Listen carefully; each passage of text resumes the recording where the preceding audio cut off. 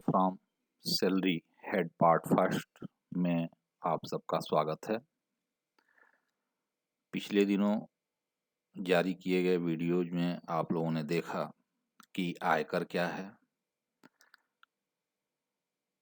ये किस आय पे लगता है, करदाता कौन होता है, किस करदाता के किस आय पे भारत में आयकर लगेगा, इसके साथ साथ कृषि आय क्या है। इन तमाम मुद्दों पे पिछले दिनों हम लोगों ने डिस्कस किया है और मुझे लगता है कि आप इन सब बातों को समझ गए होंगे। उसी क्रम में जब आप देख रहे थे तो आपको बताया गया था कि सकल कुल आय या ग्रास टैक्सेबल इनकम और टैक्सेबल इनकम क्या है। उसी में ग्रास टैक्सेबल इनकम जब कैलकुलेट करना होता है तो हमें आय के जो पांचों हेड्स हैं उन पांचों हेड्स में करदाता के कुल आय को इकट्ठा करना होता है। तो उन्हीं हेड्स में से एक हेड्स है इनकम फ्रॉम सैलरी हेड, वेतन से आय शीर्षक। तो आइए आज हम इसी पे चर्चा करेंगे कि एक करदाता का वेतन से आय शीर्षक में आय की गणना, इनकम की गणना कैसे करेंगे। ये जान लें कि जो इनकम टैक्स एक्ट है उसके चैप्टर 4 ए में इनकम फ्रॉम सैलरी हेड का वर्णन है और उसके जो रूल्स हैं वो 15 से लेके 17 तक, अर्थात 3 रूल्स मोटे रूप से 15, 16, 17, इन्हीं 3 धाराओं में इनकम फ्रॉम सैलरी हेड का वर्णन मिलता है। तो ये याद रखेंगे 15, 16, 17, पढ़ने में भी आसानी रहेगी। 15, 16, 17, धारा 15, 16, 17। तो आइए चलते हैं, देखते हैं कि इनकम फ्रॉम सैलरी हेड में क्या क्या बातें हैं अकॉर्डिंग टू इनकम टैक्स। तो सबसे पहले हम ये जानें कि इनकम फ्रॉम सैलरी हेड में जो टैक्स लगाया जाता है उसका बेसिस क्या है, किस आधार पे टैक्स लगाया जाता है, कौन कौन से आए। तो सबसे पहला जो बेसिस है वो ये है कि इनकम चाहे करंट का हो, करंट पीरियड का हो, चाहे पिछले पीरियड का करंट पीरियड में प्राप्त हुआ हो, चाहे आगे आने वाले वर्ष का इस पीरियड में एडवांस में मिल गया हो। इट मीन्स नॉर्मली जो वेतन आप पाते हैं वो वेतन प्लस अगर इसी फाइनेंशियल ईयर में आगे का वेतन एडवांस रूप में आपको मिल गया हो तो वो वेतन, प्लस पीछे का ऐसा कोई वेतन जिस पे टैक्स नहीं लगा हो या जिसको एरियर हम कहते हैं, जो आपको मिला ना हो, इस फाइनेंशियल ईयर में आके मिल जाए तो वो वेतन, तीनों ही वेतन, it means due or receipt whichever is first, due या रिसिप्ट जो पहले हो इस फाइनेंशियल ईयर, अगर दोनों में से कोई एक पहले घटना घट जाती है, ड्यू हो जाती है या फिर रिसिप्ट हो जाती है, चाहे वो करंट वेतन सैलरी हो या फिर एडवांस सैलरी हो या फिर एरियर सैलरी हो, अगर इस फाइनेंशियल ईयर में ड्यू या रिसिप्ट हो रही है तो हम इसी फाइनेंशियल में उस पर टैक्स लगाएंगे। ध्यान रखना है कि अगर एरियर कोई मिल रहा है तो उस पर तभी टैक्स लगाएंगे जब पीछे ड्यू आधार पे उस पर टैक्स नहीं लगा हो। तो ये तो हो गई बेसिस की बात कि करंट सैलरी, एडवांस सैलरी या एरियर सैलरी, तीनों पे ही टैक्स लगेगा। अब बात आती है कि है क्या और किस इनकम को हम सैलरी माने और किस इनकम को सैलरी न माने। तो जो महत्वपूर्ण बातें हैं कि किसको हम सैलरी माने किसको नहीं माने, तो इसमें हम ये देखेंगे कि जो करदाता है और जो उसका एम्प्लॉयर है उसके बीच क्या मालिक और नौकर का संबंध है। जो आय उत्पन्न हो रहा है वो मालिक और नौकर के संबंधों के आधार पर उत्पन्न हो रहा है या किसी और अन्य आधार पर। अगर वह आय मालिक और नौकर के संबंधों के आधार पर ड्यू हो रहा है तब तो उसका करारोपण इसी हेड में होगा, इनकम फ्रॉम सैलरी हेड में, वेतन से आय शीर्षक में ही उसको कर लगाएंगे। अगर आय हो रहा है, लग रहा है कि वो नौकरी कर रहा है लेकिन वास्तव में उसके और उसके एम्प्लॉयर के बीच मालिक और नौकर का संबंध नहीं है, तब वह आय इस हेड में टैक्सेबल नहीं होगा, किसी अदर जगह टैक्सेबल होगा। जैसे सपोज करिए एक टीचर है, वो नौकरी कर रहा है तो मालिक और नौकर का संबंध है, उसकी आय यहीं टैक्सेबल होगी। लेकिन अगर वो कॉपी जांच रहा है तो कॉपी जांचने और उसका पारिश्रमिक मिलने में मालिक और नौकर का संबंध नहीं है, क्योंकि टीचर का काम टीचिंग का है, इसके लिए नियुक्त हुआ है। अगर वो कॉपी जांचने का काम कर रहा है तो वहां पे मालिक और नौकर के संबंध की वजह से उसको पैसा नहीं मिल रहा है, वो अतिरिक्त पारिश्रमिक पा रहा है जो मालिक और नौकर के संबंध की वजह से नहीं हो रहा है। परीक्षा में ड्यूटी कर रहा है, वहाँ मालिक और नौकर का संबंध नहीं है, क्योंकि हमारा मालिक जो है पढ़ा पठन पाठन के लिए हमें लगाया है, परीक्षा तो विश्वविद्यालय कराती है। इसी तरह से अगर देखें, थोड़ा सा और क्लियर हो जाएगा, इसमें थोड़ा आप कंफ्यूज हो रहे होंगे कि मालिक और नौकर के संबंधों की जांच करने चलें तो हम ये देख सकते हैं कि जैसे फर्म फर्म आपने पढ़ा है, फाइनेंशियल अकाउंटिंग में आपने फर्म देखा है। फर्म में पार्टनर्स भी अ, नौकर हो सकते हैं, काम कर सकते हैं, पार्टनर्स काम करते हैं और सैलरी भी लेते हैं। आप पढ़े भी होंगे, पार्टनर्स सैलरी लेते हैं। लेकिन पार्टनर्स जो सैलरी लेते हैं, क्या फर्म उनका मालिक है और वो उनके नौकर हैं? नहीं, वो उसमें पार्टनर्स हैं, मतलब वो खुद ही मालिक हैं, वो नौकर नहीं हैं और मालिक के रूप में सैलरी लेते हैं। इसलिए फर्म के द्वारा साझेदार को मिली हुई सैलरी वेतन शीर्षक के हेड में टैक्सेबल नहीं होगी, बल्कि वो कहाँ टैक्सेबल होगी? अगर कहीं टैक्सेबल होगी तो कहाँ टैक्सेबल होगी? बिजनेस प्रोफेशन हेड में माना जाएगा कि वो वेतन वेतन नहीं है, वो लाभों का पार्ट है जो उनको वेतन के रूप में दिया जा रहा है। पहली बात। इस तरह से एक दूसरा उदाहरण लें, मालिक और नौकर के संबंध नहीं है का, संसद सदस्य विधायक भी वेतन पाते हैं। संसद सदस्य जो वेतन पाता है वो वेतन के रूप में ही मिलता है, लेकिन संसद और उसके सदस्य के बीच मालिक और नौकर का संबंध नहीं पाया जाता है, क्योंकि संसद सदस्य नौकर के रूप में संसद में नहीं बैठता है, वो खुद ही मालिक है। तो इस तरह से उसके द्वारा प्राप्त किया गया वेतन वेतन तो है, लेकिन मालिक और नौकर के संबंधों के आधार पे ड्यू नहीं हो रहा है, इसलिए उसको इस हेड में टैक्सेबल नहीं करेंगे, बल्कि उसको अदर सोर्सेज में ले जाएंगे। इसी तरह से कोई कर्मचारी मर जाता है तो उसके परिवार वाले पारिवारिक पेंशन पाते हैं वेतन के रूप में। जो बाकी के उत्तराधिकारी रहते हैं उनको फैमिली पेंशन दिया जाता है। तो फैमिली पेंशन भी पेंशन के रूप में मिलती है। पेंशन आप जानते हैं कि अभी आगे देखेंगे कि यही टैक्सेबल है। लेकिन क्या एम्प्लॉयर और उन फैमिली वालों के बीच मालिक और नौकर का संबंध है? नहीं है, क्योंकि जो नौकर काम कर रहा था वो तो मालिक और नौकर के संबंध के आधार पे काम कर रहा था, लेकिन उसकी फैमिली उसका नौकर नहीं है एम्प्लॉयर का। तो इस तरह से फैमिली पेंशन की राशि भी यहाँ टैक्सेबल नहीं होगी। वो कहाँ टैक्सेबल होगी? अदर सोर्सेज में।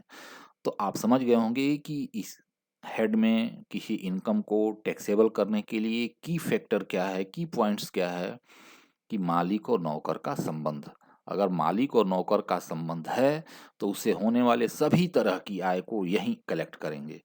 और अगर मालिक और नौकर का संबंध नहीं है तो भले ही वो वेतन ही क्यों ना लिखा हुआ है, कोई वेतन दिया जा रहा है, जैसे पार्टनर्स का वेतन, जैसे मेंबर ऑफ पार्लियामेंट का वेतन, फैमिली पेंशन, इसी तरह के और भी उदाहरण आपको मिलेंगे, वो यहाँ पे टैक्सेबल नहीं होगा, वो अदर सोर्सेज या किसी अन्य हेड में चला जाएगा।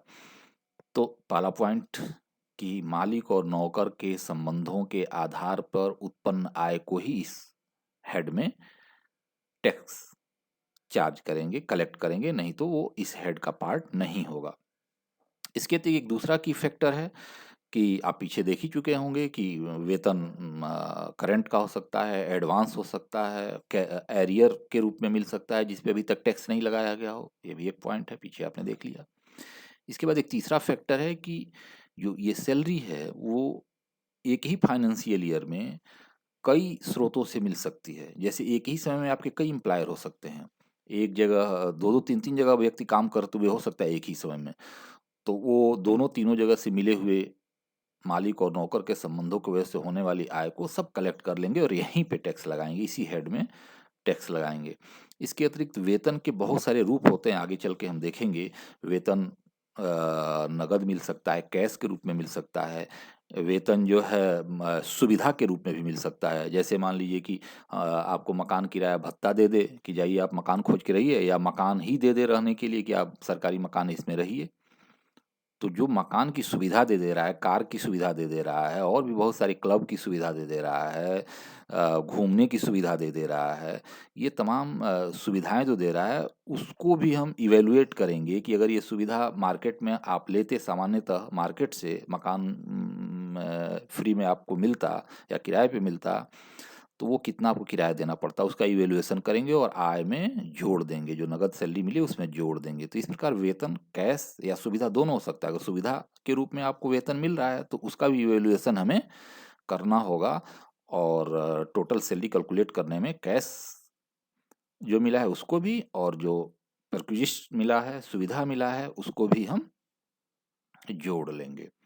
इसके अतिरिक्त और भी जो टेक्निक है कि सैलरी रियल होना चाहिए। ये नहीं है कि सैलरी जो है बनावटी सैलरी हो, लाभों का ट्रांसफ़र हो, खैर इस पे आगे हम डिस्कस करेंगे। तो वेतन में क्या-क्या शामिल हो, किस आय को हम वेतन शीर्षक में रखेंगे, ये आप इस स्लाइड से समझ गए होंगे कि मालिक और नौकर का संबंध महत्वपूर्ण है। वेतन आगे पीछे करंट कहीं का हो सकता है, जो इस फाइनेंशियल ईयर में हमारा रिसिप्ट या ड्यू हो रहा हो, जिसपे पीछे कभी टैक्स ना लगा हो। और सबसे बड़ी चीज़ कि यह वेतन कैश या फैसिलिटी किसी भी रूप में हो सकता है। अगर कैश में है तो कैश जोड़ेंगे और फैसिलिटी के रूप में है तो फैसिलिटी का मनी में इवैल्यूएशन करेंगे और तब हम अनुमान लगाएंगे कि व्यक्ति का वेतन कितना मिल रहा है। तो कि अब हम बात करें कि वेतन कितने तरह से मिलता है। अगर आप देखेंगे अपने मम्मी-पापा अगर कोई सर्विस में हो तो उनसे बात करेंगे, तो वो आपको बताएँगे कि वेतन किस तरह से मिलता है और वेतन के कितने नाम हैं। एक तो होता है आपका सैलरी, ऐसे लोग बोलते हैं सैलरी मिली। तो ये सैलरी जो है फिक्स होता है। एक पहले मोटा कैटेगरी 2 मैं आपको बता रहा हूँ। एक सिंपल सैलरी होती है, एक एक पे बैंड होता है। वेतनमान जिसको बोलते हैं। तो अब जो एक सैलरी रहती है ₹10,000 पर मंथ पे आप नियुक्त हैं, तो आप 10,000 रुपया पर मंथ पाते रहेंगे। एक होता है पे बैंड, जैसा कि आप स्लाइड में देख रहे होंगे 20,000, 500, 30,000। तो ये पे बैंड है। इसमें जैसे मान लीजिए एक एम्प्लॉयी जिस डेट को नियुक्त होगा, सपोज दैट 1 जनवरी को मिस्टर ए किसी कंपनी में नियुक्त हुए हैं 20,000 पर मंथ पे, तो हर साल नेक्स्ट जब 1 जनवरी आएगा तो उनके वेतन में ₹500 बढ़ जाएगा। मतलब पहले साल तो 20,000, दूसरे साल 20,500, तीसरे साल 20,000, 21,000, चौथे साल 21,500। इस तरह से हर साल जब उनकी नियुक्ति तिथि का वार्षिक एनिवर्सरी आएगा तो ₹500 उनके वेतन में वृद्धि हो जाएगी और कब तक ये बढ़ती रहेगी? जब तक कि ये 30,000 ना हो जाए। और जैसे ही 30,000 हो जाएगी तो उसके बाद आने वाले एक एनिवर्सरी पे कोई वृद्धि नहीं होगी, ये इसी पे फिक्स हो जाएँगे। तो इस तरह से सैलरी, नॉर्मल सैलरी, इसमें कोई बढ़ोतरी नहीं होती है, वो फिक्स रहती है। पे बैंड में जिस डेट को व्यक्ति नियुक्त है उसकी एनिवर्सरी आने पे बीच में ये जो डॉट लाइन दिया हुआ है उतनी की वृद्धि हो जाती है और ये तब तक बढ़ती रहती है जब तक अपर लिमिट टच न कर ले। तो कई बार क्वेश्चन में ऐसा देता है कि ये इतने वेतनमान पे, आपको सैलरी नहीं बताएगा कि इस समय कितना पा रहे हैं, वो बता देगा कि इतने वेतनमान पे वो नियुक्त हैं। तब आपको देखना पड़ेगा क्वेश्चन लगाते समय कि ये बंदा कब नियुक्त हुआ था और उस समय के बाद से अब तक कितना पैसा उसका वृद्धि हो चुका होगा और आज के डेट में उसका इनकम कितना, पर मंथ सैलरी कितनी है। कई बार बीच में ही कुछ समय 20,000 पाएगा, कुछ समय 20,500 पाएगा, तो इसका ध्यान रखना होगा। तो ये तो बात हुई कि सैलरी और वेतनमान में क्या डिफरेंस है, सैलरी और पे बैंड में क्या डिफरेंस है, और उसको हम आगे चल के देखेंगे कि सैलरी के कितने पार्ट हैं। तो ये तो धारा 15 में इन सब बातों का वर्णन था। अब अगर हम बात करें कि डिडक्शन अंडर सेक्शन 16, धारा 15 बताता है कि सैलरी का बेसिस क्या है, कौन सी सैलरी पे आय लगेगा, कौन सी सैलरी पे आय नहीं लगेगा, सैलरी का मोटा-मोटा रूप क्या है कि advance salary, arrear of salary या फिर करंट सैलरी या फिर सैलरी के जो प्रकार हैं कि वेतनमान, पेमेंट, ये सब क्या है उसमें वर्णन है सेक्शन 15 में। अब बात करते हैं सेक्शन 16। आप जानते हैं 3 धाराओं में पूरा वर्णन है, 15, 16, 17। तो 16 पे थोड़ा सा डिस्कस कर लें। 16 क्या है इस पे बाद में हम डिस्कस करेंगे, फिलहाल थोड़ा सा जानकारी आपको दे दें कि 16 सेक्शन में क्या है कि वो डिडक्शंस की बात करता है। जो आप आय कलेक्ट किए होंगे धारा 15 के अनुसार, जिसको आप सैलरी मान के जोड़ लिए होंगे, उसमें कुछ छूटों की बात करता है कि उसमें से कुछ छूट इनकम टैक्स घटाने की अनुमति देता है। उसमें 16(1) है स्टैंडर्ड डिडक्शन, कि आपकी आय में से कुछ जो गवर्नमेंट उस फाइनेंशियल ईयर में घोषित करे, स्टैंडर्ड डिडक्शन के रूप में आपकी आय में से कुछ छूट दे दी जाएगी। इंटरटेनमेंट अलाउंस के रूप में, मनोरंजन भत्ता के रूप में आप आते हैं, पहले आपकी आय में जोड़ दी जाती है, बाद में इसकी छूट दी जाती है। इसके अलावा प्रोफेशनल टैक्स, जो लोग नौकरी करते हैं, स्टेट गवर्नमेंट को पावर है, आप जानते हैं इनकम टैक्स जो है सेंट्रल गवर्नमेंट का टैक्स है, लेकिन इसी तरह के कुछ टैक्स स्टेट गवर्नमेंट को भी दिए गए हैं कि वो भी इनकम पे टैक्स लगा सकता है, और लेकिन उसका नाम दूसरा होगा, वो है प्रोफेशनल टैक्स या पेशा कर जिसको कहते हैं। तो एक निश्चित सैलरी से ज़्यादा जब कोई व्यक्ति पाता है तो उस पर स्टेट गवर्नमेंट चाहे तो प्रोफेशनल टैक्स लगा सकती है। तो ये जो 3 लिस्ट है, स्टैंडर्ड डिडक्शन, एंटरटेनमेंट अलाउंस और प्रोफेशनल टैक्स की, ये छूट की बात करता है कि जो आपका टोटल इनकम सैलरी हेड में इकट्ठा हुआ है, इसी हेड में ये 3 छूट आपको दी जाएगी। आमतौर पे अभी आपकी जानकारी के लिए बता दूं कि स्टैंडर्ड डिडक्शन का जो मानक है, वो कुल सैलरी जो आपकी कैलकुलेट होके आई है, उसका 1/3 या 50,000 विच एवर इज लेस, दोनों में जो कम होगा वो घटा दिया जाएगा आपके सैलरी में से। इस तरह से इंटरटेनमेंट अलाउंस की बात है, वो कहता है कि एक फिक्स डेट से सिर्फ सरकारी कर्मचारियों को मिलेगी, और ये 5,000 रुपये या आपकी सैलरी का 20% विच एवर इज लेस, पहला कंडीशन है। और दूसरा कंडीशन है कि ये पहले से ही 1950 के पहले से ही, 55 के पहले से ही आपको मिलता रहा हो, तब आपको छूट मिलेगी। आगे चल के देखेंगे हम इसके बारे में। प्रोफेशनल टैक्स जितना आप चुकाए हों, पेड किए हों, वो आपके सैलरी में से घटा दिया जाएगा। तो ये अब सेक्शन 16 है, इसलिए मैंने इसको यहाँ डिस्कस कर दिया, ये बाद का पार्ट है। तो और आगे बढ़ते हैं कि सैलरी है वो है क्या, किसको हम सैलरी माने, सैलरी में क्या क्या शामिल है। तो जैसा कि आप स्लाइड में देख रहे होंगे कि एक लिस्ट बनाई गई है छोटी, जो 17 सेक्शन 17(1) में डिटेल दिया गया है इनकम टैक्स में। उसमें आप देख रहे हो कि वेतन या वेजेज, मजदूरी, मजदूरी हो, वेतन हो, सैलरी हो, एडवांस सैलरी हो, ये सब वेतन के पार्ट हैं। तो वेतन या मजदूरी, वेजेज। इसके अलावा एनी एन्युटी आर पेंशन, अगर कोई व्यक्ति पेंशन पा रहा हो तो वो भी सैलरी का पार्ट है। एनी ग्रेच्युटी, अगर कोई ग्रेच्युटी पा रहा हो तो वो भी सैलरी का पार्ट है। इसी तरह से any fees, commission, perquisites or profit in lieu of salary or in addition to salary. इसी तरह से an advance salary, leave salary, annual accretion to the provident fund to the extent in it is taxable, contribution made by central government or any other employer।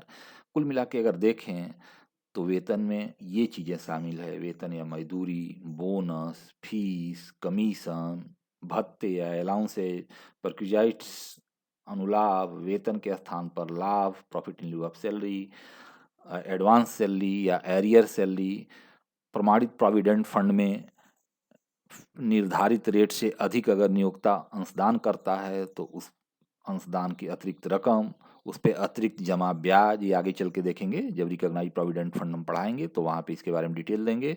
इस तरह से leave encashment salary है, ये भी आगे हम देखेंगे नेक्स्ट चैप्टर में, नेक्स्ट स्लाइड में। ग्रेच्युटी है, पेंशन है, ये सब तमाम बातें जो हैं, जितने तरह की ये सब इनकम है, ये सब वेतन के ही पार्ट हैं, विभिन्न नाम से जाने जाते हैं, वेतन के रूप में, बोनस के रूप में, फीस के रूप में, कमीशन के रूप में, अलाउंस के रूप में, परक्विजाइट्स के रूप में, एडवांस सैलरी के रूप में, प्रोविडेंट फंड के रूप में, लीव इनकैशमेंट सैलरी के रूप में, ग्रेच्युटी के रूप में, पेंशन के रूप में।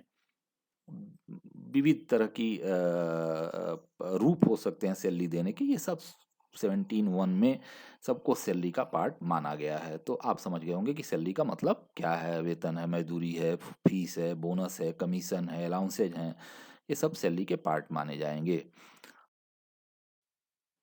कि हमने देखा सेक्शन 15, सेक्शन 16, सेक्शन 17, यही 3 सेक्शन थे। बहुत समरी के रूप में मैंने आपको बताया। तो अगर एक स्टूडेंट पूछना चाहे कि कैसे तो फिर हम income from salary head calculate करेंगे, तो आप ये चार्ट देख रहे होंगे कि सबसे पहले क्या लिख लेते हैं, बेसिक सैलरी, कि बेसिक सैलरी वो क्या पाता है।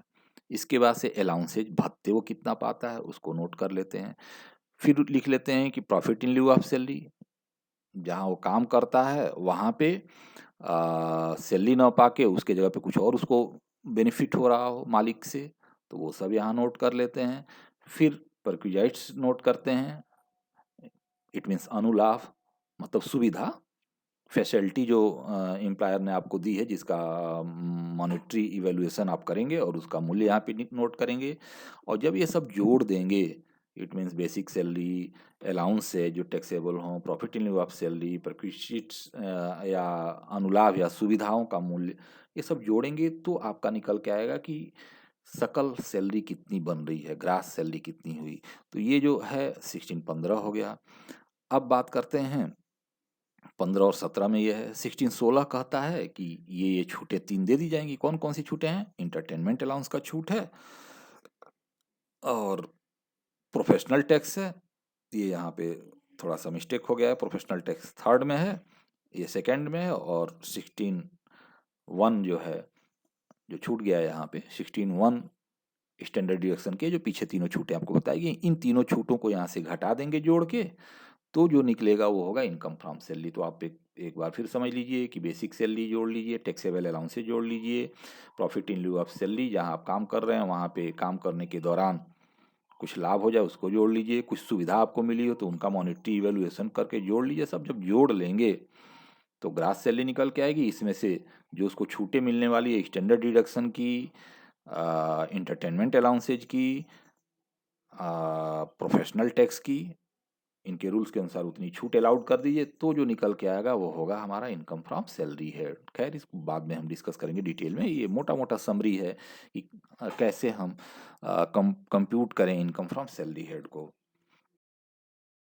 आप करते हैं अलाउंसेज की, जो अभी आप देखे थे बेसिक सैलरी, बेसिक सैलरी के बाद सेकंड हेड था अलाउंसेज। तो अलाउंसेज क्या है, भत्ते क्या है।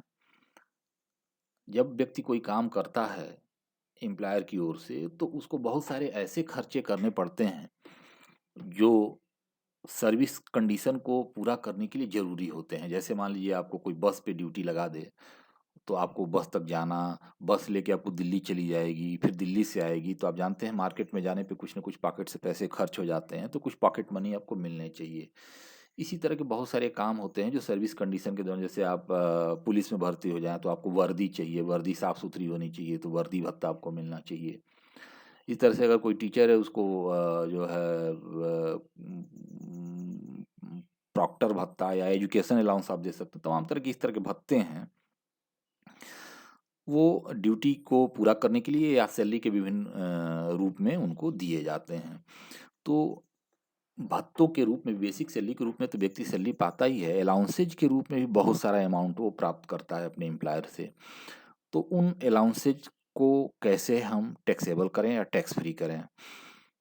तो 17 सेक्शन जो है वो भत्तों को 3 कैटेगरी में बांटता है। इन भत्तों को हम 3 कैटेगरी में बांट लेंगे, इन अलाउंसेज को 3 कैटेगरी में बांट लेंगे। कौन कौन सा कैटेगराइज करेंगे। पहला तो हमारा जो ग्रुप होगा वो उन अलाउंसेज का होगा जो पूरी तरह से टैक्सेबल हैं, मतलब उसमें कुछ भी छोड़ना नहीं है, जितना वो प्राप्त करता है सब उसके सबको टैक्सेबल मान के जोड़ दिया जाएगा, बेसिक सैलरी प्लस अलाउंसेज कर दिया जाएगा। दूसरी जो ग्रुप है वो पार्टली टैक्सेबल अलाउंस है, मतलब अंशतः कर योग्य है। ये बहुत टेक्निकल है, इसी को और ध्यान से आगे हम बताएंगे। तो इसमें क्या होता है कि जो आपको मिलता है अलाउंस के रूप में, उसमें कुछ छोड़ दिया जाता है, बाकी का आपके टैक्सेबल मानते हुए ग्रास सैलरी निकालने के लिए जोड़ लिया जाता है। और एक तीसरा जो ग्रुप है वो सभी कर्मचारियों के लिए कर मुक्त होता है, fully taxable, fully tax free allowances. तो तीसरा यहाँ पे गलत हो गया है, ध्यान दीजिएगा, फुल्ली टैक्स फ्री अलाउंसेज होगा। तो ये सभी कर्मचारियों के लिए कर मुक्त होता है, एक बार फिर इस स्लाइड पे ध्यान दीजिएगा कि यहाँ फुल्ली टैक्सेबल जो थर्ड ग्रुप है वो फुल्ली टैक्स फ्री है। ओके, तो अब हम बात करते हैं कि अलाउंसेज की जो तीनों ग्रुप हैं उसमें पहला है फुल्ली टैक्सेबल अलाउंसेज, दूसरा है पार्टली टैक्सेबल अलाउंसेज और तीसरा है फुल्ली टैक्स फ्री अलाउंसेज। तो सबसे पहले बात करें फुल्ली टैक्सेबल अलाउंसेज कौन कौन से हैं, तो इनकी लिस्टिंग देखिए। सबसे पहला जो है वो है बहुत पॉपुलर है, आप जानते हैं, महंगाई भत्ता तथा महंगाई वेतन। महंगाई भत्ता या डियरनेस अलाउंसेज काफ़ी चर्चित है। अभी अभी आपने लॉकडाउन पीरियड में देखा कि गवर्नमेंट ने सरकारी कर्मचारियों के डीए को फ्रीज कर दिया है जुलाई 2021 तक के लिए, मतलब 1.5 साल तक के लिए कोई डीए की बढ़ोतरी नहीं मानी जाएगी, कर्मचारियों को घाटा हुआ है। तो ये डीए काफ़ी चर्चित मैटर है। ये है क्या? डियरनेस अलाउंसेज कर्मचारी जो नियुक्त होता है, मान लीजिए आप किसी कर्मचारी को आज 10,000 रुपये पर मंथ के आधार पर नियुक्त किए हैं और वो कर्मचारी लगातार आपके वहाँ काम कर रहा है, तो मार्केट में महंगाई बढ़ती रहती है। आज जो सामान मिल रहा है 100 रुपये का, इसके आधार पे आपने 10,000 रुपये पे उसको नियुक्त किया। 5 साल बाद वो सामान 100 रुपये का नहीं मिलेगा, सब्जी और राशन और किराया ये सब 1500 150 रुपये का मिलेगा वही सामान। तो आप देखेंगे 50% महंगाई में वृद्धि हो गई। तो जो व्यक्ति आज 10,000 में नियुक्त है उसकी सैलरी 5 साल बाद 15,000 होनी चाहिए। तो 5,000 किसके लिए दिया जाएगा उसको? महंगाई बढ़ने के कारण महंगाई की क्षतिपूर्ति के लिए उसको 5,000 और दिया जाएगा, तब वो अपना रियल सैलरी जो 10,000 पहले पा रहा था वो 10,000 के बराबर आज भी रिसीव करेगा। इट मीन्स बढ़ती हुई महंगाई को देखते हुए या मनी के वैल्यू को गिरते हुए देख के वास्तविक मजदूरी एग्जैक्ट बनी रहे, इसलिए हम डीए देते हैं। इसके लिए तमाम फैक्टर होते हैं। तो ये है डीए। डीए पूरी तरह से टैक्सेबल है। अच्छा, डीए 2-3 नाम से जाना जाता है। एक तो डियरनेस अलाउंस के रूप में जाना जाता है और एक होता है डियरनेस पे। ये दोनों हैं, डियरनेस अलाउंस, डियरनेस अलाउंस या डियरनेस पे भी कहते हैं इसको, महंगाई वेतन। ध्यान दीजिएगा, महंगाई भत्ता भी दो तरह का होता है इनकम टैक्स में। एक होता है in the terms of service and condition, मतलब कि सेवा शर्तों के अंतर्गत मिला हो, जो उसको नौकरी दी गई हो उसमें ये शब्द लिखा हो कि in the terms of service condition, सेवा शर्तों के अनुसार इसको दिया जाएगा। तो इसका मतलब ये हुआ कि जब वो रिटायर हो रहा होगा या जब उसके पीएफ पेंशन का कैलकुलेशन किया जा रहा हो कि 10 महीने की सैलरी के बराबर इसको ग्रेच्युटी दे दी जाए, तो इसका मतलब ये हुआ कि खाली बेसिक सैलरी नहीं, डीए भी उसका पार्ट होगा वेतन का। DA basic salary plus DA जोड़ के 10 महीना निकालेंगे। रिटायरमेंट बेनिफिट के कैलकुलेशन में अगर डीए सैलरी का पार्ट बनता है तो उसको मानेंगे in the terms of service condition उसको मिल रहा है। अगर रिटायरमेंट बेनिफिट के कैलकुलेशन में डीए सैलरी का पार्ट नहीं बनता है तो इसको मानेंगे कि हम ये in the terms of service condition इसको नहीं मिल रहा है, इसको ऐसे ही मिल रहा है। तो आप समझ लीजिए कि डीए दो तरह से मिल सकता है आपको, सेवा शर्तों के अनुसार मिल सकता है और ऐसे ही मिल सकता है। ये ध्यान देने की जरूरत है क्योंकि आगे कैलकुलेशन में इसका बड़ा महत्व है कि डीए हम पढ़ के चेक कर लेंगे कि क्या ये रिटायरमेंट बेनिफिट के कैलकुलेशन में सैलरी का पार्ट बनता है। अगर बनता है तो ये in the terms of service condition है, और अगर ये रिटायरमेंट बेनिफिट के कैलकुलेशन में सैलरी का पार्ट नहीं माना जाता है तो ये in the terms of service condition नहीं है। ये in the terms of service condition हो या नहीं हो, दोनों ही मामले में ये टैक्सेबल है। आगे के कैलकुलेशन में इसको ध्यान रखना है। तो ये हर हाल में टैक्सेबल है। ये तो हो गया महंगाई भत्ता। अब बात करें डियरनेस पे की। डियरनेस पे शब्द अगर कहीं इस्तेमाल कर दिया गया हो, महंगाई वेतन शब्द कहीं इस्तेमाल कर दिया गया हो, तो हम हमेशा ही मानेंगे कि ये सर्विस कंडीशन के अनुसार है। इसमें कुछ इफ बट लगा ही नहीं है। रिटायरमेंट बेनिफिट के कैलकुलेशन को चेक करने की जरूरत ही नहीं है। अगर लिख दे कि डियरनेस पे महंगाई वेतन, तो हम मानेंगे कि ये सर्विस कंडीशन के अनुसार ही इसको मिल रही है। तो महंगाई भत्ता दो तरह से लिखा हुआ आप पाएंगे। महंगाई भत्ता, इसको पढ़ के चेक कर लेंगे कि in the terms of service condition है या नहीं है। और दूसरा महंगाई वेतन है, हमेशा ही सर्विस कंडीशन के अनुसार माना जाता है। हर हाल में डीए टैक्सेबल है, चाहे वो सर्विस कंडीशन के अनुसार हो या फिर नहीं हो। अब बात करते हैं नगर क्षेत्र पूरक भत्ता, सीसीए मिलता है। जैसे आप शहरों में काम करते, जैसे हम महाराजगंज में काम करते हैं तो हम लोग को 200 रुपया या 400 रुपये के बराबर पर मंथ नगर क्षेत्र पूरक भत्ता मिलता है। ऐसे ही बड़े बड़े शहरों में काम करेंगे 2,000-3,000 रुपये पाते हैं लोग नगर क्षेत्र पूरक भत्ता। ये क्या है? आप जानते हैं कि देहात में सब्जी सस्ती मिल जाती है, यातायात के वाहन सस्ते मिल जाते हैं, शहरों में हर चीज़ महंगी रहती है। तो शहरों की महंगाई में अतिरिक्त क्षतिपूर्ति करनी होती है, इसलिए नगर क्षेत्र पूरक भत्ता मिलता है। ये पूरी तरह से टैक्सेबल है। मेडिकल अलाउंसेज, कई लोगों को मेडिकल अलाउंसेज भी मिलता है, में हमने यहाँ लिख दिया है शॉर्टकट, तो मेडिकल अलाउंस भी पूरी तरह से टैक्सेबल है। टिफिन भत्ता, भोजन के लिए टिफिन भत्ता आपको मिल जाए, नौकर रखने का भत्ता मिल जाए, प्रैक्टिस न करने का भत्ता। डॉक्टरों को देखिए, मेडिकल कॉलेज के डॉक्टर वो प्राइवेट प्रैक्टिस करने लगते हैं। डॉक्टर, सरकारी डॉक्टर जो प्राइवेट प्रैक्टिस करने लगते हैं, उनको प्राइवेट प्रैक्टिस से अगर गवर्नमेंट टोकती है तो उनको प्राइवेट प्रैक्टिस न करने का भत्ता देती है। तो ये सब भत्ते टैक्सेबल हैं। पर्वती भत्ता, वार्डन भत्ता, मान लीजिए हॉस्टल में आप नियुक्त हो गए हैं तो आपको अलग से अतिरिक्त काम कर रहे हैं तो अलग से पेमेंट मिलता है। इसी तरह से कॉलेज में आप प्रॉक्टर के रूप में नियुक्त हैं, दिन भर बच्चों का झगड़ा बवाल सुलझाते हैं, अतिरिक्त काम करते हैं, तनाव लेते हैं, तो उसके लिए भी आपको अलाउंस मिल सकता है। इसी तरह से ओवर टाइम आप काम कर सकते हैं, ओवर टाइम अलाउंस मिल सकता है, ज़्यादा काम करना पड़े। डेपुटेशन पे आप कहीं और भेज दिए जाएँ काम करने के लिए, जैसे मैं अभी आपके वहाँ काम कर रहा था कॉलेज में, और जब परीक्षा आई तो हमको भेज दिया गया परीक्षा कंट्रोल रूम संभालने के लिए गोरखपुर, शासन द्वारा जो बनाया गया है उसमें। तो इस तरह से जब अतिरिक्त काम आप सौंपेंगे तो उसके लिए हो सकता है कि गवर्नमेंट अलग से कुछ अलाउंसेज दे। तो ये सारे भत्ते जिसकी नाम आप देख रहे हैं जो पूरे चर्चित भी हैं, ये सब के सब टैक्सेबल हैं। एक बार पुनः डीए टैक्सेबल है, सीसीए टैक्सेबल है, एमए टैक्सेबल है, टिफिन भत्ता, प्रैक्टिस न करने का भत्ता, वार्डन भत्ता, प्रॉक्टर भत्ता, ओवर टाइम भत्ता, डेपुटेशन भत्ता, ये सब टैक्सेबल है। कोई भी कर्मचारी हो पूरी तरह से टैक्सेबल है। अब आइए partly taxable allowances. Partly taxable जो अलाउंसेज हैं, जिसमें कुछ जो मिले वो पूरा पूरा नहीं जोड़ना है, इसमें से कुछ छोड़ देना है और बाकी का जोड़ना है। तो इनकी अगर लिस्ट देखें तो इसमें सबसे पहला और चर्चित है हाउस रेंट अलाउंस है। ये लगभग अधिकांश कर्मचारी पाते हैं जिनको मकान की सुविधा नहीं दी जाती है, उनको कुछ पैसे दे दिए जाते हैं मंथली, जिनको एचआरए के नाम से जानते हैं, और जाके अपना मकान खोज के उसमें किराया दे के रहते हैं। तो इसका कुछ पोर्शन हम छोड़ देते हैं, और अगर ज़्यादा उनको इस रूप में सैलरी दी जा रही है तो बाकी के पोर्शन हम अपने आय में जोड़ लेंगे। इसका रूल है, आगे चल के देखेंगे। इसी तरह से मनोरंजन भत्ता है, पीछे भी 16(2) में आपको समझाया कि मनोरंजन भत्ता भी दिया जाता है। जैसे मान लीजिए प्रिंसिपल हैं या इसी तरह के बड़े पोस्ट पोस्ट होल्ड करने वाले लोग हैं जिनसे बाहरी लोगों का संपर्क ज़्यादा रहता है। आपके अभिभावक आ गए प्रिंसिपल के पास तो उनको अपने पॉकेट से कुछ चाय पानी नाश्ता कराना पड़ता है। तो ऐसे भी पद होते हैं जहाँ बाहरी लोग आके मिलते रहते हैं, उनको चाय पानी नाश्ता, सामाजिक मर्यादाओं का पालन करने के लिए अपने पॉकेट से पैसे खर्च करने पड़ते हैं, तो उसके लिए गवर्नमेंट कुछ भत्ते देती है। तो वो यहाँ पे पूरा जोड़ लिया जाएगा, पूरी पूरी राशि जोड़ ली जाएगी, बाद में 16(2) में जाके इसकी छूट दी जाएगी। इसी तरह से कुछ यहाँ गलत हो गया, कतिपय गाय हो गया है, कतिपय व्यय होना चाहिए, कतिपय व्ययों की पूर्ति के लिए विशेष भत्ते।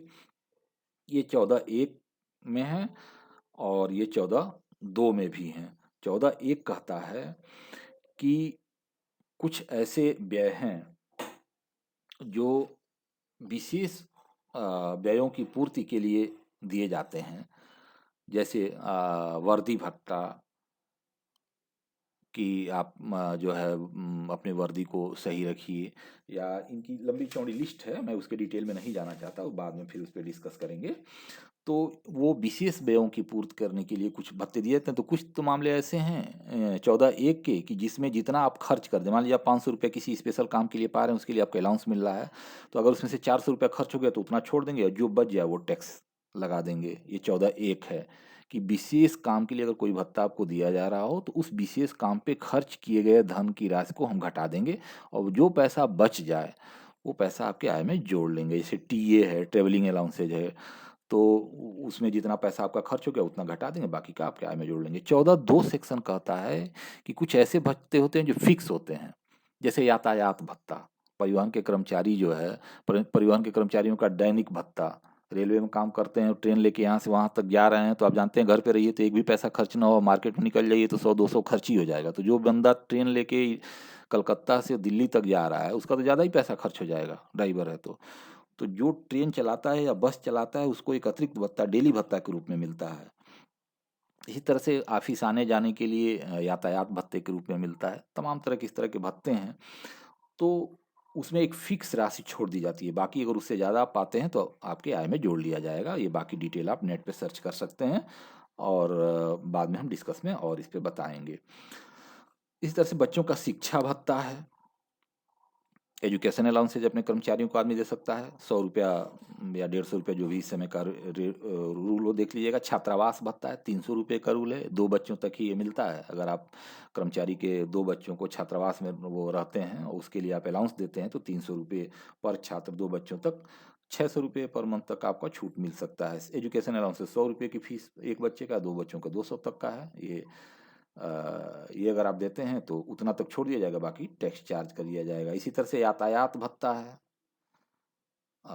भूमिगत भत्ता है, भूमि के अंदर जाके कोयला की खदानों में आपको काम करना पड़ सकता है। सशस्त्र सैनिकों को विशेष भत्ते मिलते हैं, जम्मू कश्मीर या जैसे अशांत क्षेत्र घोषित है या आप सियाचिन ग्लेशियर पे जाके ड्यूटी करना पड़ रहा है तो वहाँ सब कोई जाना नहीं चाहेगा, वहाँ असामान्य क्षेत्र है, तो उसके लिए अतिरिक्त पैसे दिए जाते हैं कि जो वहाँ काम करेगा उसको 40,000, 50,000, 30,000 रुपये पर मंथ अतिरिक्त मिलेंगे। तो ये विशेष क्षेत्र के भत्ते हैं। तो नोटिफाइड एरिया को चेक करेंगे और जहाँ जो उनके नोटिफाइड एरिया हैं वो इनकम टैक्स एक लिस्ट जारी करता है, उतना तक की रकम छोड़ देंगे, बाकी का टैक्सेबल करेंगे। विशेषतः अगर देखें तो पार्टली टैक्सेबल भत्ते में मुख्य रूप से हाउस रेंट अलाउंसेज हैं, इंटरटेनमेंट अलाउंसेज हैं, 14(1), 14(2) में है, जब आगे डिस्कस करेंगे तो इसे बताएंगे। परिवहन कर्मचारियों को विशेष भत्ते हैं, ये महत्वपूर्ण है। बच्चों का शिक्षा भत्ता और छात्रावास भत्ता, और ये सब भी है पढ़ने के लिए, जानकारी के लिए है। एग्जाम के लिए HRA है, इंटरटेनमेंट अलाउंसेज है, इसमें से कुछ हैं। ये है परिवहन कर्मचारियों का भत्ता और बच्चों का शिक्षा भत्ता और छात्रावास भत्ता, ये ज़्यादा महत्वपूर्ण है। अब आते हैं फुल्ली टैक्स फ्री अलाउंसेज। ये गलत लिखा हुआ है, अभी मैं इसको सुधारूंगा। Fully tax free allowances, third जो ग्रुप है, इसमें विदेश भत्ता, फॉरेन अलाउंस जो आपको मिलता है वो सब टैक्स फ्री है। अगर कोई कर्मचारी है जो विदेश में पोस्टिंग करता है काम करने के दौरान, तो उसको जैसे भारत में नियुक्त है उसको विदेश भेज दिया जाए ऑफिस का काम देखने के लिए, तो फॉरेन अलाउंस के रूप में अगर जो कुछ हो पाएगा वो सब एग्जेम्प्टेड होता है। इसी तरह से उच्च और उच्चतम न्यायालय के न्यायाधीशों को सत्कार भत्ता के रूप में जो कुछ मिलता है वो भी टैक्स फ्री है। यूएनओ, यूनाइटेड नेशन के जो कर्मचारी हैं वो यूएनओ से भत्ता पाते हैं, चाहे देश में हो चाहे विदेश में हो, तो वो भी टैक्स फ्री है। अच्छा, कई बार कर्मचारी जो है आवास नहीं पाता है, उसको होटल या बोर्डिंग, या जब तक उसका आवास नहीं मिल रहा है तब तक उसको होटल या बोर्डिंग में रहने के लिए आप कह देते हैं कि जब तक आवास नहीं दे रहे हैं तब तक आप इसी होटल या बोर्डिंग में रहिए, और डेली अलाउंस उनको देते हैं, तो वो भी टैक्स फ्री है। तो आप देख सकते हैं मुख्य रूप से 3 हैं। विदेश भत्ता के रूप में अगर आप कुछ पा रहे हैं तो ये सब टैक्स फ्री है। उच्च न्यायालय, उच्चतम न्यायालय के न्यायाधीशों का सत्कार भत्ता, यूएनओ से प्राप्त भत्ता, होटल बोर्डिंग में रहने वालों के डेली अलाउंसेज, ये एग्जेम्प्टेड हैं। तो मुख्यतः आपने देखा कि अलाउंसेज जो है 3 तरह के कैटेगरी में बांटे जा सकते हैं। फुल्ली टैक्सेबल, जिसमें डीए वगैरह हैं, सीसीए हैं, मेडिकल अलाउंसेज, और पार्टली टैक्सेबल जिसमें एचआरए है, मनोरंजन भत्ता है और कुछ विशेष भत्ता है, एजुकेशन अलाउंस है वगैरह वगैरह। और फुल्ली टैक्स फ्री अलाउंसेज की लिस्ट में जो है विदेश भत्ता या फॉरेन अलाउंस और उच्चतम और उच्च न्यायालय के न्यायाधीशों को मिलने वाले भत्ते, यूएनओ से प्राप्त भत्ते, ये सब किसी सभी कर्मचारियों को छोड़ दिया जाता है, आय में शामिल नहीं किया जाता है। तो और आगे बात करते हैं जो पार्टली टैक्सेबल अलाउंस हैं, अर्थात बीच वाला ग्रुप, जिसमें से कुछ आपके इनकम मानते हुए आय में जोड़ लिए जाएंगे और कुछ उसमें से घटा दिए जाएंगे। तो उसमें जो सबसे महत्वपूर्ण था, पहला था हाउस रेंट अलाउंसेज। तो उसकी हम बात करें, हाउस रेंट अलाउंस क्या है? आप जानते हैं कि जब एम्प्लॉयर अपने एम्प्लॉय को रहने के लिए आवास की सुविधा नहीं दे पाता है, उसके पास मकान नहीं होता है, आवास की सुविधा नहीं दे पाता है, तो वो क्या करता है, कुछ पैसे देता है कि आप जाइए और मकान खोज के रहिए। इट मीन्स कर्मचारी जब बाहर कहीं रहे, कंपनी के मकान न रहे, तो उसको उसका एम्प्लॉयर चाहे तो उसके लिए अलाउंस दे सकता है। तो अगर कोई ऐसा अलाउंस कर्मचारी पा रहा है तो कितना उसका आय में जोड़ लें, सैलरी माने, और कितना उसको कम कर दें, ये हम यहाँ पे डिस्कस करेंगे। तो हाउस रेंट अलाउंस की बात करें कि कितना हम उसकी आय माने, तो उसके कैलकुलेशन के लिए 3 रूल हैं। ये तीनों रूल हैं, ये तीनों रूल हैं, बेसिक रूल तीनों। ये तीनों रूल क्या कहते हैं? अगर ये कैलकुलेट करने चलें कि सबसे पहले हाउस रेंट अलाउंसेज जो वो पा रहा है उसमें से कितना छोड़ दें, मतलब कितना टैक्स फ्री है, जितना टैक्स फ्री है उतना घटा देंगे, बाकी का टैक्सेबल हो जाएगा। मान लीजिए कोई 10,000 रुपया साल भर में अलाउंस पाया, हाउस रेंट अलाउंस, तो उसमें से हम इन 3 रूल के आधार पे कैलकुलेट करेंगे तो 5,000 रुपया छोड़ दिया या 4,000 रुपया छोड़ दिया गया, तो बाकी के 6,000 उसके आय में अलाउंस के रूप में ले आके जोड़ लेंगे, बेसिक सैलरी प्लस HRA कर लेंगे 4,000। तो हम यहाँ पे ये कैलकुलेट करेंगे कितना टैक्स फ्री होगा। तो इसके लिए 3 रूल हैं। फर्स्ट रूल है कि house rent allowance actually received, वास्तव में वो कितना साल भर में हाउस रेंट अलाउंस प्राप्त किया है। साल भर में कर्मचारी कितना हाउस रेंट अलाउंस प्राप्त किया है, सबसे पहला कंडीशन ये है ए। बी कंडीशन ये है कि वेतन के 10% से अधिक चुकाया गया किराया, rent paid over 10% of salary. Rent paid over 10% of salary, rent paid मतलब कर्मचारी अगर बाहर जाके कहीं कमरा लेकर रह रहा है तो कुछ ना कुछ किराया चुकाया होगा। तो जितना वो किराया चुकाया होगा, उस चुकाए गए किराए में से 10% ऑफ सैलरी घटा दें, जो सैलरी साल भर में प्राप्त किया है उसका 10% अगर घटा दें, तो जो निकल के आएगा उसको कहेंगे rent paid over 10% of salary. अर्थात कर्मचारी साल भर बाहर रहा तो कुछ किराया चुकाया होगा अपने मकान मालिक को। उस चुकाए गए किराए में से कर्मचारी साल भर सैलरी जितना प्राप्त किया है उसका 10% निकाल लेंगे और वो घटा देंगे। तो जो बचेगा वो रकम, अथवा सैलरी का 40%, अगर कर्मचारी महानगरों में नहीं रहता है, 4 महानगर देश के जो मेट्रोपॉलिटन सिटी हैं उसमें नहीं रहता है, तो सैलरी का 40%, या अगर कर्मचारी मेट्रोपॉलिटन सिटी में रहता है, 4 मेट्रोपॉलिटन सिटी आप जानते हैं, दिल्ली, बम्बई, कलकत्ता, मद्रास, तो अगर वहाँ रहता है तो वेतन का 50%, 40 और 50% ऑफ सैलरी। इन तीनों में से अर्थात एक्चुअल में जितना HRA पाया हो या तो वो छोड़ देंगे, या फिर rent paid over 10% of salary जो निकल के आए वो छोड़ देंगे, या फिर 40% और 50% ऑफ सैलरी, जैसा भी कंडीशन हो। इन तीनों में से जो कैलकुलेट होके आए वो इन तीनों में से जो कम हो वो छोड़ देंगे। अगर मान लो वो पाया है 5,000 या 10,000 HRA पाया है साल भर में, तो या तो 10,000 का 10,000 पूरा छोड़ देंगे, अथवा rent paid over 10% of salary calculate करने पाया है 2,000, तो वो 2,000 रुपया छोड़ देंगे। अथवा वेतन का 40% या 50% सैलरी, मान लो 40% 4,000, तो 10,000, 2,000, 4,000, तो कौन कम है तीनों में? 2,000, तो 2,000 रुपया छोड़ देंगे। तो जब 2,000 रुपया छोड़ देंगे तो कितना कर योग्य कर लेंगे, पाया कितना? 10,000, 10,000 में से छोड़े कितना? 2,000, तो टैक्सेबल कितना हो गया? 8,000। 8,000 ले आके वो जो लिस्ट आप देख रहे थे बेसिक सैलरी प्लस अलाउंसेज, तो अलाउंसेज में 8,000 रुपया ले आके HRA के रूप में जोड़ लेंगे। 10,000 नहीं जोड़ेंगे, कितना जोड़ेंगे? 8,000। इसीलिए ये पार्टली टैक्सेबल अलाउंस है। अब बात समझिए कि rent paid over 10% of salary का थ्योरम क्या है। ये जो बीच वाला रूल है तो house rent allowances actually received क्या है, जितना आप एक्चुअल पाएंगे वो हाउस रेंट अलाउंस यहाँ नोट कर लेंगे, इसमें कोई दिक्कत ही नहीं है। ये rent paid over 10% of salary क्या है? ये कहता है कि एक व्यक्ति अपने आय का 10% नॉर्मली किराया चुका सकता है। एक ऐसा सिद्धांत है कि जितना हम कमाते हैं वो उसका 10% हम मकान में रहने में खर्च करते हैं। तो अगर कोई व्यक्ति 10% तक ही किराया पेड कर रहा हो तब उसको कुछ भी नहीं छोड़ेंगे, वो तो सामान्य बात है। लेकिन अगर कोई व्यक्ति 10% से ज़्यादा किराया दे रहा हो तो जो ज़्यादा किराया दे रहा हो वो छोड़ने योग्य है। तो इसीलिए बात कर रहा है कि रेंट पेड ओवर, जितना वो रेंट पेड किया है वो नोट कर लीजिए, और सैलरी का 10% तो नॉर्मल बात है, तो सैलरी का 10% निकाल के इसमें से घटा दीजिए। अब जो एक्स्ट्रा वो किराया मकान मालिक को पेड किया है वो उसके आय में से घटा दिया जाएगा, घटाने योग्य है। अब बात करें कि वेतन का 40% या 50%, ये थर्ड रूल है कि जितना वो सैलरी पा रहा हो उसका 40 या 50% चेक कर लें, और इन 3 रूल के आधार पे कि एक्चुअल में जो HRA पाया हो या तो वो, या फिर rent paid over 10% of salary वो, या जितनी सैलरी है उसका 40 या 50%, अगर मेट्रोपॉलिटन सिटी में है तो 50%, तो नॉन मेट्रोपॉलिटन सिटी में है तो 40% निकाल लेंगे। इन तीनों के आधार पे जो सबसे कम होगा वो टैक्स फ्री होगा, और उसको कुल HRA में से घटा देंगे, जो बचेगा उसको टैक्सेबल कर लेंगे। अब बात आती है कि सैलरी क्या है। तो सैलरी का मतलब है उस टेन्योर की सैलरी।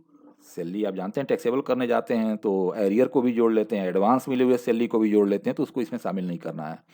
सैलरी का मतलब है उसी टाइम पीरियड की सैलरी, नॉर्मल सैलरी प्लस, और वो सैलरी का मतलब क्या है? सैलरी तो कई रूप में मिलती है, तो सैलरी का मतलब है बेसिक सैलरी प्लस DA, अगर वो in the terms of service condition हो। अभी पहले ही मैंने बताया था DA पढ़ाते समय कि DA कई तरह का होता है। अगर वो रिटायरमेंट बेनिफिट के कैलकुलेशन में सैलरी का पार्ट बनता है तो उसको मानेंगे कि वो DA सेवा शर्तों के अंतर्गत मिल रहा है। अगर वो रिटायरमेंट बेनिफिट के कैलकुलेशन में सैलरी का पार्ट नहीं माना जाता है तो उसको मानेंगे कि वो सेवा शर्तों के अंतर्गत नहीं मिल रहा है। तो यहाँ पे सैलरी का मतलब क्या है, एचआरए कैलकुलेट करते हैं इसमें बेसिक सैलरी प्लस डीए, तब जब वो सेवा शर्तों के अंतर्गत हो, plus percentage commission on sales, fix percent commission on sales. अगर कोई व्यक्ति सैलरी के साथ साथ अपने सेल्स पे कमीशन के रूप में भी कुछ सैलरी पाता हो तो उसको यहाँ शामिल कर लेंगे। तो आप ध्यान दीजिए, जो भी यहाँ पे सैलरी आ रही है कि सैलरी का 10% घटाना है या सैलरी का 40%, उसका मतलब सैलरी का मतलब क्या है कि उस टाइम का basic salary plus DA plus fix percent commission, और डीए तब जब वो सेवा शर्तों के अंतर्गत हो। अगर सेवा शर्तों के बाहर हो तो डीए को यहाँ पे सैलरी का पार्ट नहीं मानेंगे, तब खाली बेसिक सैलरी और फिक्स परसेंट कमीशन ही सैलरी मानी जाएगी। उसी का 10% निकालेंगे, उसी का 40 या 50% निकालेंगे। तो हाउस रेंट अलाउंस देखा। हाउस रेंट अलाउंस जो व्यक्ति प्राप्त कर रहा हो उसको 3 रूल्स के आधार पे चेक करेंगे कि या तो वास्तव में जो हाउस रेंट अलाउंस पाया हो पूरा पूरा छोड़ देंगे, या जो मकान मालिक को उसने उस टेन्योर में किराया उसके ऊपर आया हो उसमें से अपने वेतन का 10% निकाले और उसको घटा दे, जो बचे वो छोड़ देंगे, या उसके वेतन का 40% या 50%। इन तीनों के आधार पे चेक करेंगे। जो कम रकम आए वो छोड़ देंगे और बाकी की रकम को ले आके कर योग्य मान के जोड़ लेंगे। और सैलरी का मतलब बेसिक सैलरी, डीए तब जब वो सेवा शर्तों के अंतर्गत हो, प्लस फिक्स परसेंट कमीशन। तो ये हुआ हाउस रेंट अलाउंस। इस पे और आगे अगले स्लाइड में हम और डिटेल डिस्कस करेंगे कि कैसे इसको कैलकुलेट करें। रही सैलरी हेड का पार्ट फर्स्ट, जिसमें मैंने आपको बताया कि सैलरी है क्या।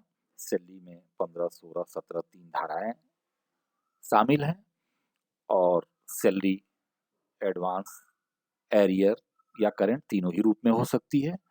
सैलरी के सामान्य सैलरी हो सकती है, और पे बैंड के रूप में सैलरी वार्षिक इंक्रीमेंट के रूप में भी मिल सकती है। इसके साथ साथ सैलरी के विविध रूप आपको बताया गया कि बेसिक सैलरी मिल सकता है, डीए मिल सकता है, परक्विसाइट्स मिल सकता है, अनुलाभ जिसको बोलते हैं, प्रॉफिट इन लिeu ऑफ सैलरी, वेतन के स्थान पे लाभ आपको मिल सकता है, सुविधाएं मिल सकती हैं, प्रमाणित प्रोविडेंट फंड में आपके तरफ से नियोक्ता अंशदान कर सकता है। बहुत सारे सैलरी के विभिन्न रूप हैं, इसको सेक्शन 17(1) में आपने देखा। फिर आपने अलाउंसेज के बारे में देखा। अलाउंसेज में आपने देखा कि 3 तरह के अलाउंसेज होते हैं। पहला ग्रुप जो है ऐसे अलाउंसेज का है जो पूरी तरह से टैक्सेबल है, सीधे हम जोड़ लेते हैं सैलरी में। कुछ ऐसे अलाउंस हैं जो पार्टली टैक्सेबल हैं, पार्टली टैक्स फ्री हैं, जैसा कि एचआरए अभी आपको बताया गया, उसमें कुछ छोड़ दिया जाता है, बाकी का जोड़ लिया जाता है। और कुछ ऐसे अलाउंसेस हैं जो थर्ड ग्रुप के हैं, जो पूरी तरह से टैक्स फ्री होते हैं, जिसमें ईएनओ के द्वारा मिल रहा भत्ता या विदेश भत्ता, इस तरह के जो भत्ते थे वो पूरी तरह से सभी कर्मचारियों के लिए टैक्स फ्री हैं। और इसी तरह का आपने सेक्शन 16 भी देखा, जिसमें ये सारे आय जब कैलकुलेट कर लेते हैं तो सेक्शन 16 1, 2, 3 में जाके छूट देते हैं। सेक्शन 16 एक मानक कटौती की थी 50,000 या वेतन का 1/3 विच एवर इज लेस, जो कम हो वो 16 एक मानक कटौती के रूप में देंगे। मानक कटौती वो कटौती ऐसा माना जाता है कि जैसे कोई भी काम आप करते हैं, कोई भी बिजनेस करते हैं, तो उस बिजनेस करने की अपनी लागत होती है। तो जो व्यक्ति नौकरी कर रहा है उसकी अपने नौकरी की भी एक अलग लागत आएगी, आएगा जाएगा, कपड़ा सही करेगा, आने जाने का उसका अपना खर्चा होगा, नौकरी करने की भी अपनी लागत आती है। इसलिए वेतन का 1/3 या 50,000 विच एवर इज, ऐसा माना जाके जाता है कि एक व्यक्ति के सामान्य तरीके से रहने अपने को मेंटेन करके और कहीं नौकरी पे जाने के लिए 50,000 रुपया या वेतन का 1/3 विच एवर इज, जो दोनों में कम हो वो जरूर ही खर्च कर देता होगा। तो उतना रकम 16(1) के तहत मानक कटौती के रूप में छोड़ देते हैं। 16(2) मनोरंजन भत्ते की बात करता है कि मनोरंजन भत्ते के रूप में अगर कुछ राशि मिल रहा हो तो उसको यहाँ उतना जो कैलकुलेट होगा उसके हिसाब से घटा देंगे, बाद में हम इस पे डिस्कस करेंगे। और 16(3) में प्रोफेशनल टैक्स के रूप में स्टेट गवर्नमेंट को अगर एम्प्लॉई ने कुछ रकम चुकाई हो उसके ऊपर लगाया गया हो स्टेट द्वारा, वो रकम छोड़ देंगे। इस तरह से जो निकल के आएगी वो होगा हमारा सैलरी हेड का टैक्सेबल इनकम। तो आपने एक वर्ड व्यू आपने देखा सैलरी हेड पे। हम इस पे डिटेल में अगले स्लाइड में अलाउंसेज में एचआरए और भी जो पार्टली टैक्सेबल अलाउंसेज हैं, और फिर परक्विसाइट्स में तो कुछ हम लोगों ने देखा ही नहीं, और फिर प्रोविडेंट फंड है, रिटायरमेंट बेनिफिट्स हैं। काफ़ी लंबा है और इनकम टैक्स का सबसे लंबा चैप्टर है ये। लगभग 4-5 स्लाइड हमें इस पे देनी पड़ेगी तब जाके ये कवर होगा। तो फिर नेक्स्ट स्लाइड में हम इसको देखेंगे, तब तक आप इसको पढ़ें, समझें, नेट से भी इसके डॉक्यूमेंट सर्च कर लें और इस पे अपना ज्ञान बढ़ाएं। कुछ कन्फ्यूजन हो तो आप ग्रुप में डाल सकते हैं। धन्यवाद।